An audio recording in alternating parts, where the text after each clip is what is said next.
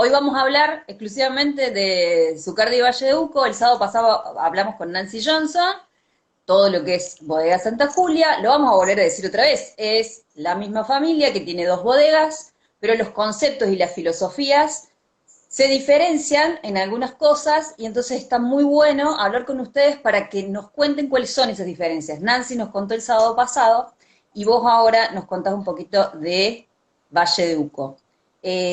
Contanos principalmente dónde está la bodega y el tamaño de la bodega, porque es algo importante en relación con la otra. Claro, es una diferencia importante. Bueno, Zucardi Valle de Uco está en Paraje Altamira. ¿Ustedes me escuchan bien? Porque yo me estoy escuchando con eco. Yo te escucho un poquito, pero bien. O si no, bueno, ponele los auriculares. A ver ahí. Bueno, me escucho, pero no importa, me desconcentro, pero vamos a tratar de decía, Paraje Altamira es un lugar muy particular en Valle de Uco. Ahí va, sí, yo no me escucho. En el sur del Valle de Uco, en el departamento de San Carlos, estamos hablando de unos 130 kilómetros al suroeste de Mendoza ciudad. Por empezar, el Valle de Uco ya es una zona diferente en cuanto a la ubicación, ¿no? Es de las oasis productivos de Mendoza y que están más cerca de la cordillera de los Andes. Y esto le da una particularidad. Y Paraje Altamira está ubicado en la zona alta del cono aluvial del río Tunuyán. Entonces, bueno, ahí esta ubicación particular nos va a dar un montón de características diferenciadoras, ¿no? Que hacen que sus vinos sean tan únicos y que el lugar sea tan único. Espérame un cachito. Dale. Vamos de a poquito. Mucho eco, dice. Ahí vamos. A ver, ahora capaz que mejoramos. Yo me lo saco. ¿Mejoró? Vamos diciendo. Me lo saco mientras hablo, ¿sabes? Dale. Yo mientras tanto te voy mostrando que descorché. Me descorché Zucardi Q, tempranillo, que después vamos a hablar un poquito de este, pero fue como lo primero, ¿no? Fue lo que lanzó también Zucardi Valle de Uco desde ahí. ¿Nos querés contar un poquito de eso? Y también, ¿qué es esto de los vinos por región? Si uno entra a la página de Zucardi va a ver vinos por región, vinos por pueblo, vinos por paraje, que es algo nuevo, la forma de identificar los vinos, y contanos por qué se hace esto en particular en esa zona. Ya, esto se hace, ¿me escuchan ahí?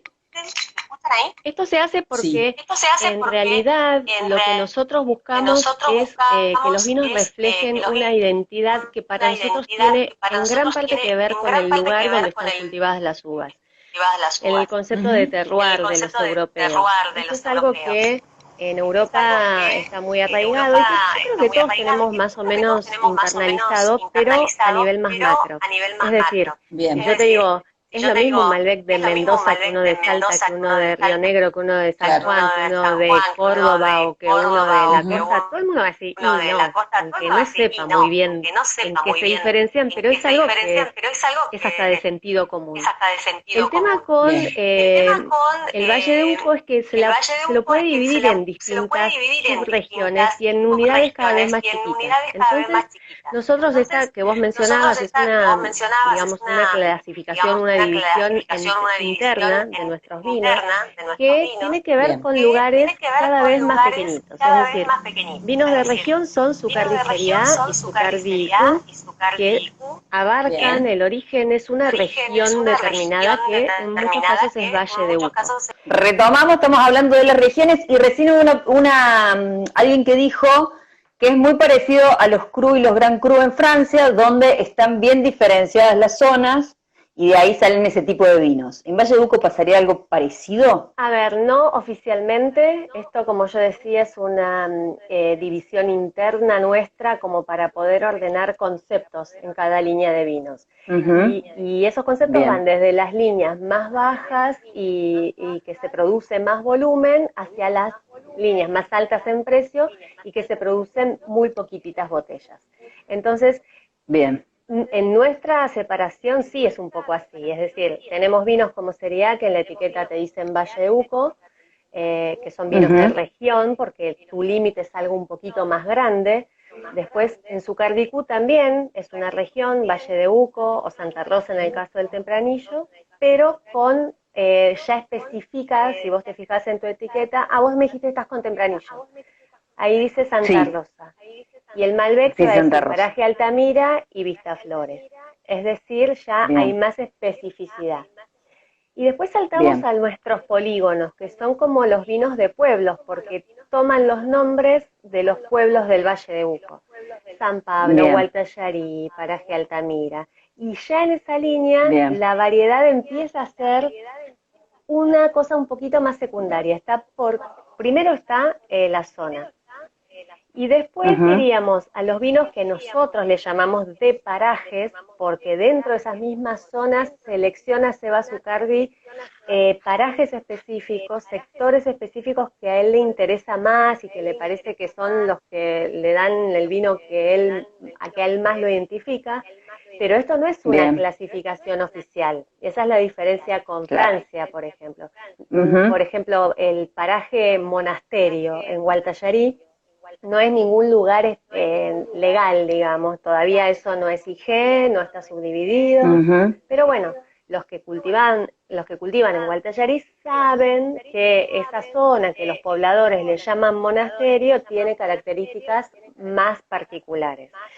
Y después nos bien. vamos a los vinos de finca, que son de un solo viñedo, es decir, tenemos 3 vinos de finca de la misma zona que es Ujú, Paraje Altamira, pero de 3 viñeditos distintos. Y después los bien. vinos de parcela, dentro de la finca Piedra Infinita, 2 pedacitos de suelo diferentes. Entonces hasta Claro, ahí se bien. iría, lo que yo decía, lo más chiquitito, a lo que vos podés Ujú, reducir es un tipo de suelo dentro de una finca bien, y dentro de un lugar. bien. Y yendo ahí a los suelos, que es algo que en Sucre y Valledupar se trabaja mucho, es cómo se identificaron. Bueno, contanos un poquito por qué también polígonos, que es una cosa hermosa de por qué se llaman así, y también la construcción de la bodega donde hay todo cemento y barricas, Ujú. donde no se trabaja tanto, o sea, no se trabaja con el acero. También contanos por qué esas decisiones. Bueno, esto tiene que ver con que la bodega surge de ya estar con viñedos propios en el Valle de Uco y empezar a darnos Ujú, cuenta de esto que vos decías, de la enorme heterogeneidad que tiene. Porque es una claro. heterogeneidad macro, por ejemplo, si vos estás en la consulta o si estás en San Pablo, parecen dos situaciones, no parecen, son dos situaciones completamente distintas y hasta te diría antagónicas en cuanto a clima y en cuanto a suelo. Pero esa Ujú, heterogeneidad también se da a nivel micro, es decir, en un mismo viñedo, en una misma hilera de viñedo, uno tiene diferentes suelos. Obviamente, en metros que separan unas vides de otras, no se va a dar una heterogeneidad a nivel clima, porque el clima no cambia en ujú, pocos claro. metros, pero pocos metros, estoy hablando de 5 o 10 metros, ¿no? Sí, sí, sí, sí. Pero lo que nos pasó es que una vez plantada nuestra finca en Paraje Altamira, empezábamos a notar diferencias de tiempos de maduración en plantas que estaban en la misma hilera, diferencias de vigor en Ujú, las plantas, diferencias de coloración en las plantas. Entonces, claro, fuimos a estudiar el suelo. Cuando vamos a estudiar el suelo nos damos cuenta de que es sumamente heterogéneo y cambia en poquísimos metros. Que bien, básicamente los cambios que se dan es que en Paraje Altamira hay mucha piedra en los suelos, pero hay piedra a distinta profundidad, hay claro. piedras de distintos tamaños y bueno, más que nada la profundidad a la que encontrás la piedra te va a determinar cosas diferentes en los vinos y en las plantas, ¿no? Momentos de madurez, sobre todo. Claro. Entonces estos Sí, sí, polígonos sí. que vos decís vienen porque cuando descubrimos todo esto el viñedo ya estaba plantado y estaba plantado de Ujú, manera convencional rectangular. Entonces, claro. la única forma que tuvimos de poder separar ese viñedo que ya estaba plantado por tipo de suelo fue en, en mapear la finca con los resultados del mapeo, ir a la finca y empezar a trazar esos polígonos, porque quedaban formas irregulares, por eso se llaman Claro. polígonos, con cintitas que marcábamos el lugar donde en el mapa terminaba un tipo de suelo y empezaba otro. Esto fue en paraje Altamira porque cuando plantamos no sabíamos todo esto que había en el sustrato. Después, cuando fuimos a plantar a San Pablo y a Gualtallarí, obviamente con el diario del lunes, hicimos primero el estudio de suelo y después se plantaron las fincas siguiendo el tipo de suelo. Entonces lo que vos me decías, la bodega, perdón, ya te termino con esto. Sí. La bodega tiene capacidades muy chicas. Tenemos huevitos de 1000, 2000 y 3000 litros. Bueno, los de 3000 son ánforas. Y después piletas troncocónicas de 5000, 7000 y 10000 litros.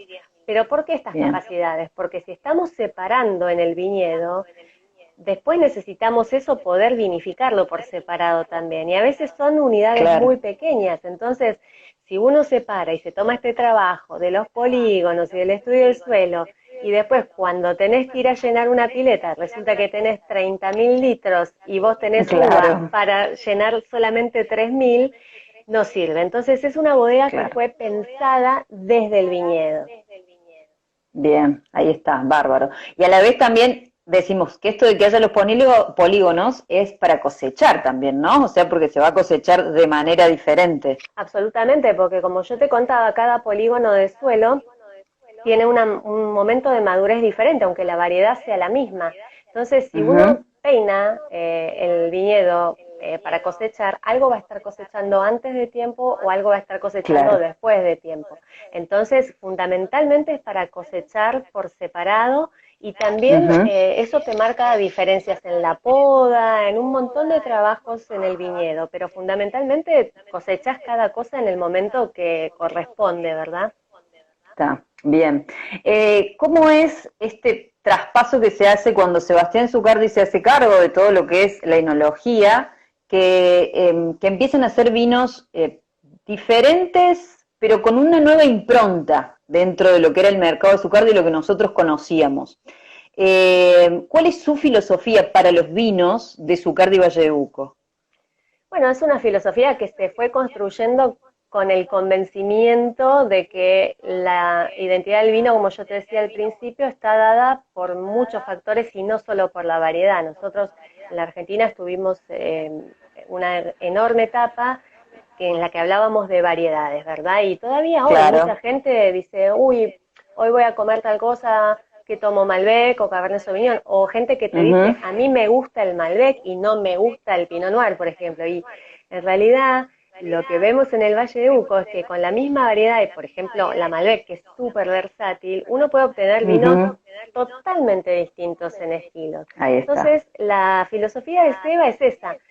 Seba, cuando se recibe de ingeniero agrónomo, se va a viajar y a hacer vendimias, aprovechando que estamos al revés con Europa, y estuvo varios años yendo a hacer vendimias a distintos lugares de Europa. Y ahí mamó un poco esto, ¿no? Del origen, de las diferencias entre los lugares, de que realmente la identidad de los vinos estaba dada por lugares que a veces eran muy pequeñitos.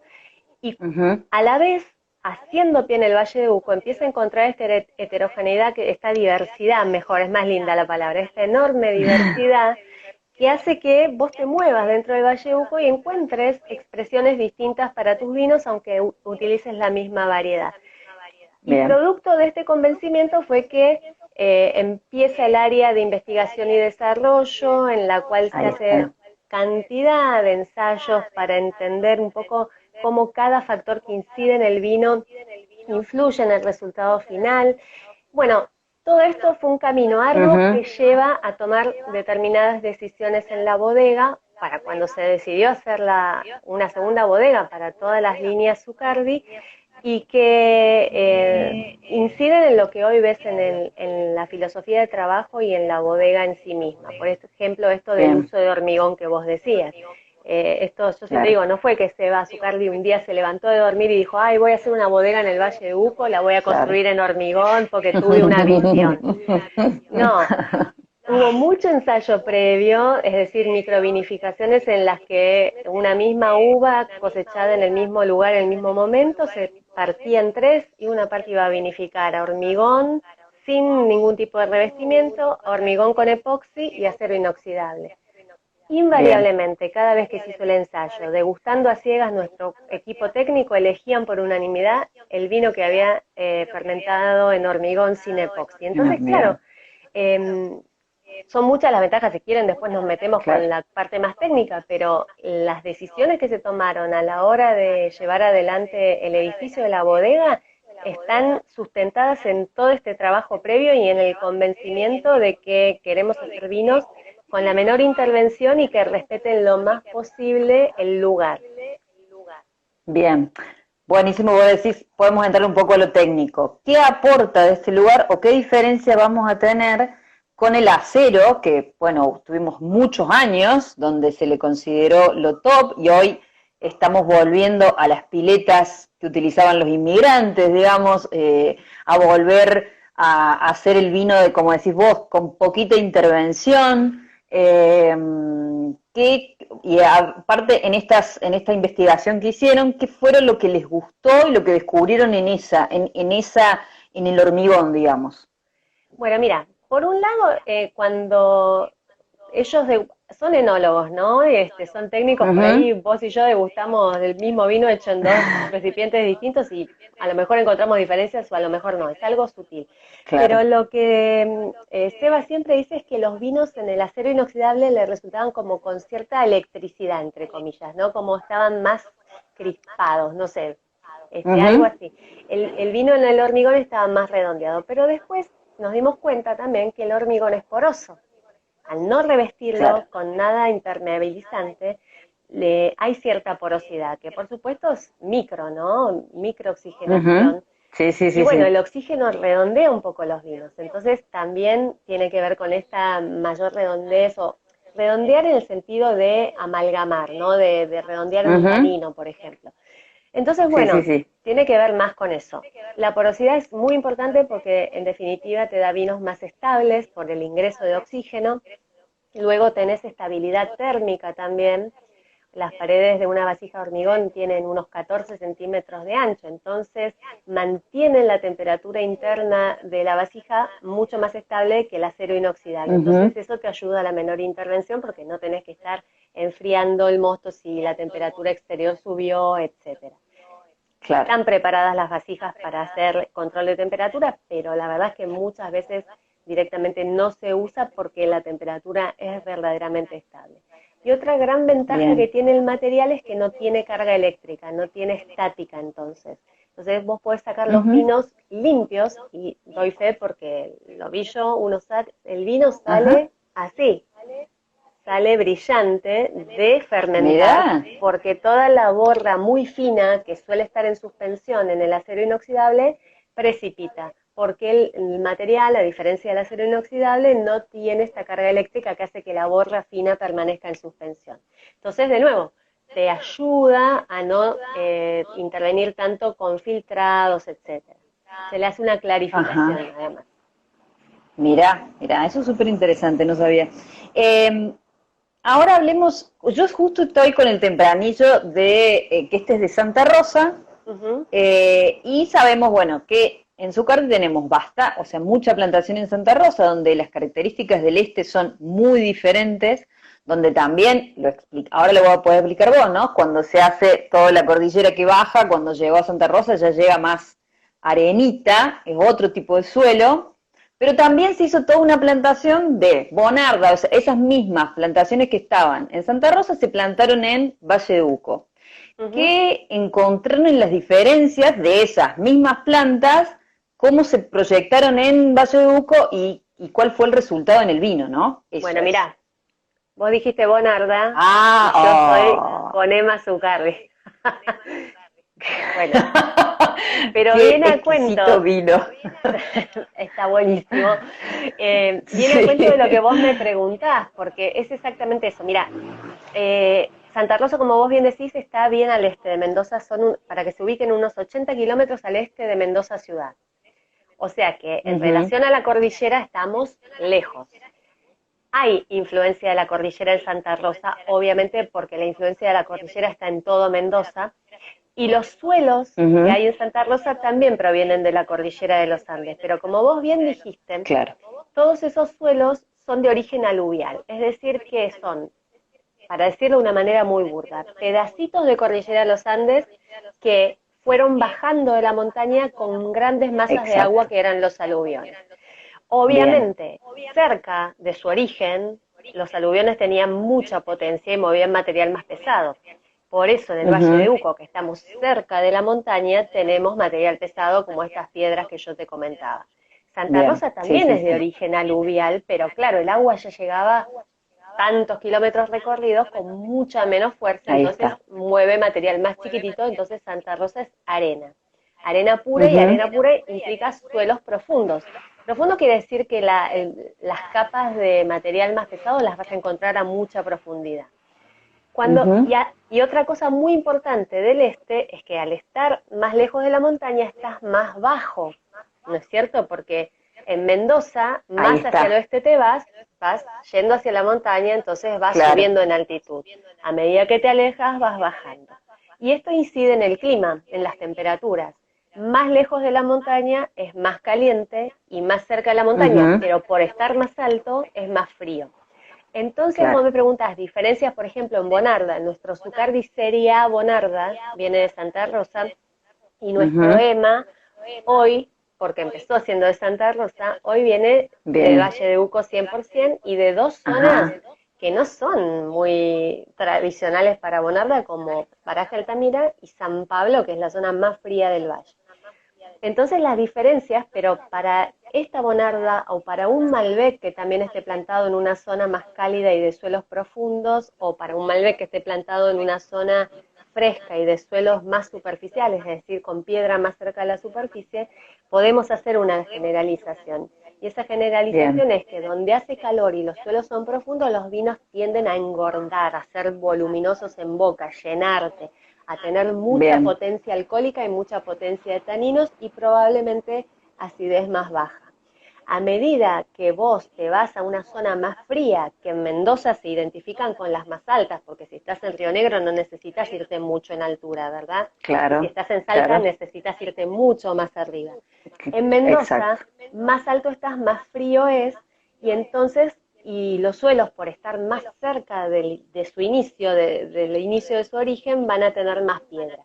Esta combinación de clima más frío y suelos con la piedra más cerca de la superficie va a hacer que el vino se haga más vertical, decimos nosotros. Ya no te va a llenar la boca, ya no va a ser gordito, amplio y voluminoso, sino que va a tener mucha más tensión, un foco más puesto en la frescura de la acidez, y por ciertas características de algunos suelos podés encontrar una textura en la lengua que nosotros asociamos a los suelos con piedra, con carbonato de calcio, y que el descriptor que se suele utilizar para esto es tiza, sin que nadie se asuste, es una textura un poco rugosa en la boca. Entonces, el Zucardi Seria Bonarda es redondito, frutadito, riquísimo. No estamos hablando de calidad, estamos hablando de identidad.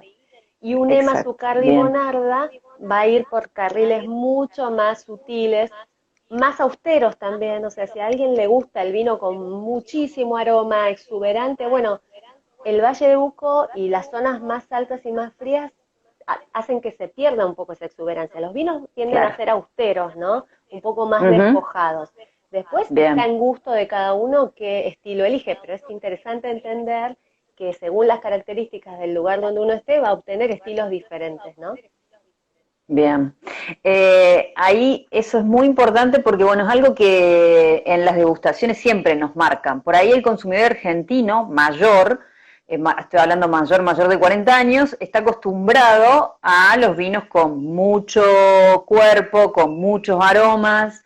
Eso creo que, bueno, también somos responsables nosotros, que mucho tiempo dijimos que eso era lo que tenía que darse en un vino, pero Valle de Uco nos vino a romper un poquito con esa idea o ese mito que generamos. Ahora, preguntarte sobre, tanto la Bonarda como la Cabernet son las que tienen los ciclos vegetativos más largos, digamos, las que tardan más en madurar, para decirlo. ¿Cómo se hace en el Valle de Uco para llegar a esa maduración óptima, aún sabiendo que va a ser diferente de Santa Rosa, pero cómo se llega para que después en el vino no tengamos aromas verdes? Le vamos a comprender a la gente que cuando una uva no se madura correctamente, en el vino tenemos aromas verdes y taninos duros. cómo se trabaja en Zucardi para poder pasar esto y que no se pase a los vinos, digamos. Bueno, mira, en general vos tenés una maduración que es más lenta y terminás cosechando más tarde porque como el ambiente es más fresco, como vos bien dijiste, voy a cosechar más tarde, por ejemplo, la misma variedad en Maipú, que es donde está Bodega Santa Julia, y en Valle de Uco, en las zonas más altas, puede llegar a tener un mes de diferencia de cosecha más tarde el Valle de Uco. Muchísimo. Dentro del Valle de Uco también hay mucha diferencia de momento de cosecha. Nosotros lo primero que cosechamos es Gualtallarí, seguimos por Paraje Altamira y lo último que cosechamos es San Pablo, que tiene las condiciones de frío más extremo. Entonces, hay ciertas variedades que no las vas a poder forzar. Nosotros, Cabernet Sauvignon, que vos mencionaste, lo tenemos en Paraje Altamira y en una finca que ya te diría que está como en el límite de lo que la Cabernet Sauvignon resiste como para poder ser cosechada madura, como vos bien decías. En San Pablo no tenemos Cabernet Sauvignon. San Pablo es tan frío que nos pasaría eso, nunca terminaría de madurar. Entonces, se seleccionan variedades en función de lo que se cree que se puede llegar a tener maduro. Es decir, nosotros no cosechamos verde, siempre cosechamos con la uva madura, a lo sumo algún año más frío. En San Pablo únicamente podés cosechar con un poquito menos de alcohol, pero estamos hablando de 1 grado menos de alcohol de lo que cosecharías en otro lugar. Y después Gualtallarí, por ejemplo, que tiene la fama de ser frío, Gualtallarí es fresco, pero no es lo más frío del Valle de Uco. Y en Gualtallarí la uva, si te descuidas, madura muy rápido. De hecho, como te decía, es el primer lugar que nosotros cosechamos dentro del valle, dentro de los viñedos que nosotros tenemos. Sí. Y en Gualtallarí hay algo de Cabernet Sauvignon, pero tampoco tanto porque se puede volver muy secante, ¿no? Así que es ver el lugar y ver qué variedades se pueden adaptar.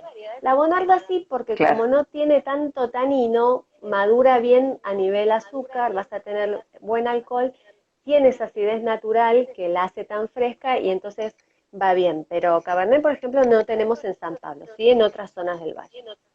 Bien.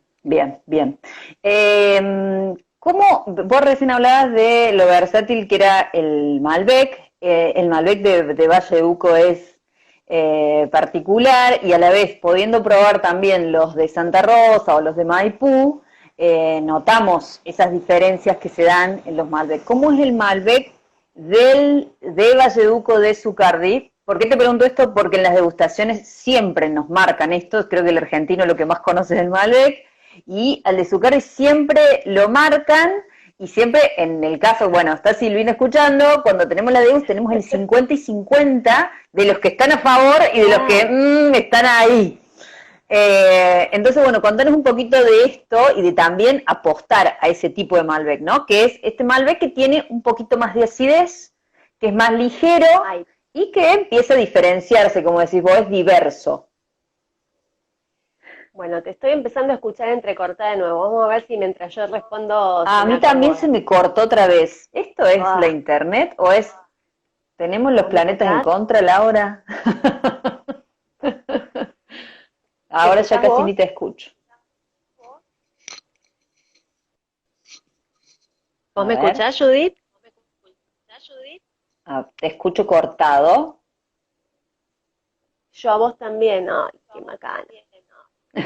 Esto es la señal, es la señal. A ver, que nos diga la gente si nos escucha. A ver. Yo voy a seguir hablando a ver si vos me seguís escuchando. ¿Me seguís escuchando cortado o no? Yo te escucho súper mal, todo entrecortada.